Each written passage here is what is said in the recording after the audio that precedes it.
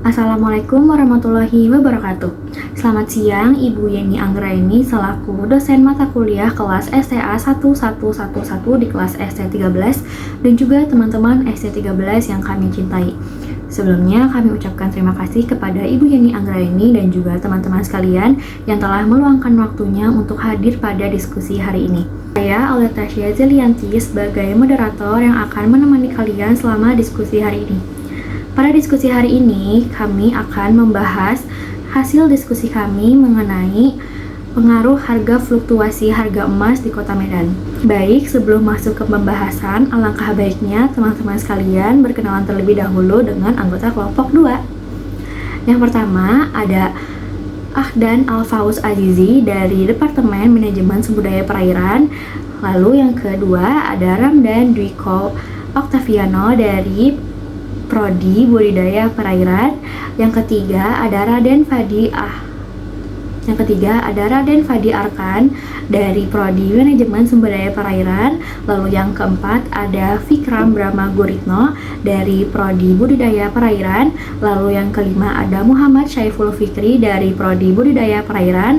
Yang keenam ada Zahran Radiansyah dari Prodi Manajemen Sumber Daya Perairan. Lalu yang ketujuh ada saya sendiri yaitu Aulia Zelianti dari Prodi Budidaya Perairan.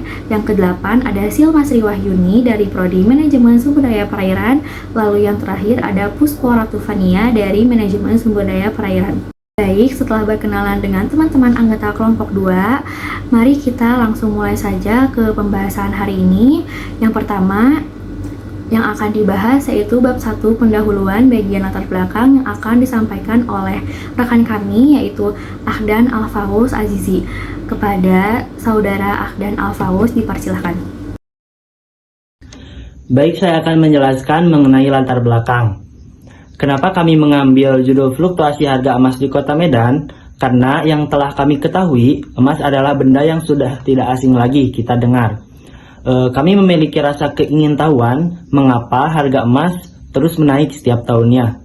Emas adalah logam mulia yang memang sudah dijadikan alat tukar dan benda untuk berinvestasi dari zaman dahulu. Emas itu bisa terkemas menjadi emas batang, emas antam, emas koin, bahkan perhiasan. Harga emas merupakan salah satu indikator penting di Kota Medan. Nah, maka dari itu, seiring berjalannya waktu, harga emas makin meningkat dan banyak juga peluang untuk berinvestasi. Dari situlah kami ingin mengetahui apakah emas meningkat tiap tahunnya dan apakah harga emas antam juga meningkat. Baik, terima kasih kepada saudara Ahdan Alfaus yang telah menyampaikan materi secara rinci.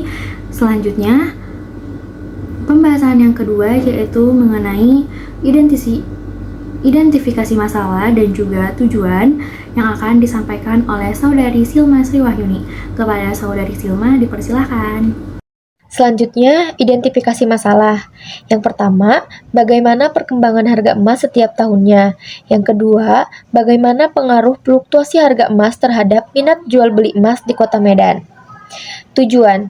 Jadi kami memiliki dua tujuan. Yang pertama adalah mengidentifikasi perkembangan harga emas setiap tahunnya, yang dimana pada tujuan pertama ini kami ingin mengetahui perkembangan harga emas setiap tahunnya, apakah setiap tahunnya meningkat atau menurun.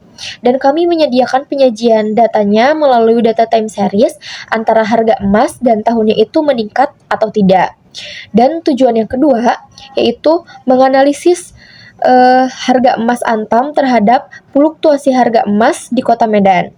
Dan pada tujuan kedua ini, kami juga ingin mengetahui apakah harga emas antam dengan fluktuasi harga emas di Kota Medan itu berbanding sama, ataukah sama-sama meningkat, atau sebaliknya. Jadi, kami ingin menganalisis harga emas antam dan fluktuasi harga emas di Kota Medan.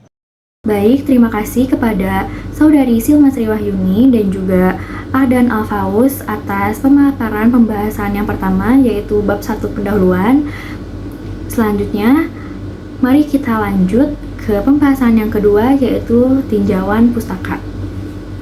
Pada pembahasan kali ini dibagi menjadi 3 pembahasan, yaitu yang pertama pada fluktuasi harga emas, yang kedua perekonomian di Kota Medan, lalu yang ketiga kenaikan harga emas antam. Untuk subbab yang pertama, yaitu fluktuasi harga emas, akan disampaikan oleh Saudara Fikram. Kepada Saudara Fikram, kami persilahkan. Fluktuasi harga emas adalah perubahan harga jual dan beli emas murni. Pada umumnya mengikuti tingkat inflasi. Promosi adalah komunikasi untuk menginformasikan, membujuk, dan mengingatkan orang tentang suatu produk. Resiko adalah peristiwa yang tidak bisa diantisipasi di masa depan. Walaupun harga emas terus meningkat seiring waktu, emas tetap diminati sebagai perhiasan dan investasi. Terima kasih kepada Saudara Fikram atas penyampaian materinya. Selanjutnya, untuk subbab yang kedua, yaitu perekonomian di Kota Medan yang akan disampaikan oleh Saudara Ramdan.